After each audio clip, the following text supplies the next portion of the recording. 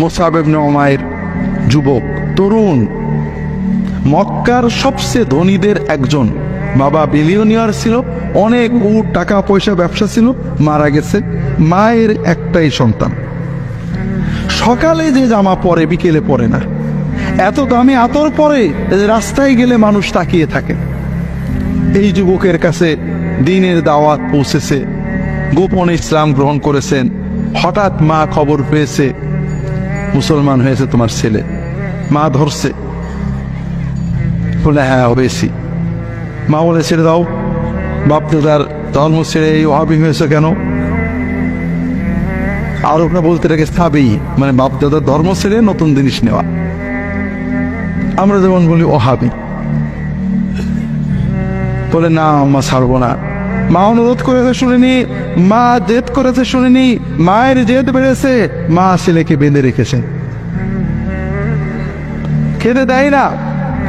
2-3 দিন চলে গেছে, মা আশা করছে যে ছেলে এখনই আমার কথা শুনে খাবে, ছেলে আর খাই না।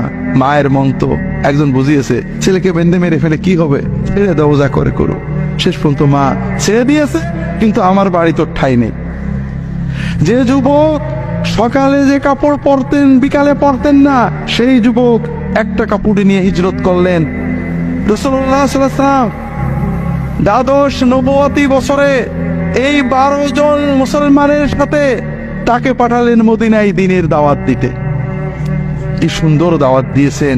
পরে 1 বছর না যাইতে মদিনার অধিকাংশ মানুষ মুসলমান হয়েছে এবং 75 জন লোক মুসলমান হয়ে নবীজিকে মদিনায় নেওয়ার জন্য নবুয়তের 13 বছরে জিলহজ মাসে হজের সময় মক্কায় চলে এসেছে। সুবহানাল্লাহ।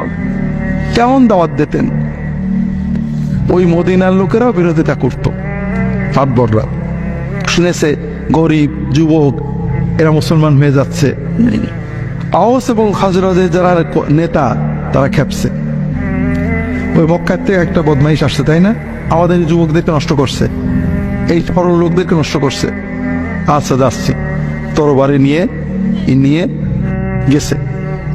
উনি তখন একটা খেজুরের বাগানে বসে আছেন। বলছে, তোমার কি জানের মায়া আছে না নেই? জানের মায়া থেকে কেটে পড়ো, আমাদের যুব সমাজকে সাধারণ মানুষকে নষ্ট করো না। উনি বললেন, একটু বসবেন না দাঁড়িয়েই কথা বলবেন? বসেন, আমি একটু কথা বলে শুনেন। যদি ভালো না লাগে আপনি আমাকে তাড়িয়ে দিন, যদি ভালো লাগে মেনেন। নরম করে সুন্দর করে মহব্বতের সাথে দিল দিয়ে বলেছেন। ওই অ্যারোগ্যান্ট মাতবর নরম হয়ে গেছে। তা তো কথা ঠিক, আপনি তো জোর করে আমার কাছে দেবেন না, আপনি শুনেই দেখি। বসেছেন, ইসলামের কথা বুঝিয়েছেন, মহব্বত দিয়ে হৃদয় দিয়ে আদর দিয়ে সুন্দর করে বুঝিয়েছেন। ওই লোকটা ওই এক সিটিংয়েই সঙ্গে সঙ্গে মুসলমান হয়ে গেছে। এইভাবে বিনয়ের সাথে, ভালোবাসার সাথে, আদরের সাথে, তাকওয়ার সাথে হৃদয়ের সবটুকু অনুভূতি উজাড় করে দিয়ে মদিনার দাঁড়ে দাঁড়ে নারীর কাছে, পুরুষের কাছে, শিশুর কাছে, কিশোরের কাছে, মাতবরের কাছে, কমন পিপুলের কাছে মুসআব ইবনে উমাইর গিয়েছেন, তার সাথীরা গিয়েছেন। আস্তে আস্তে মদিনার অর্ধেকের বেশি মানুষ মুসলমান হয়ে গেল।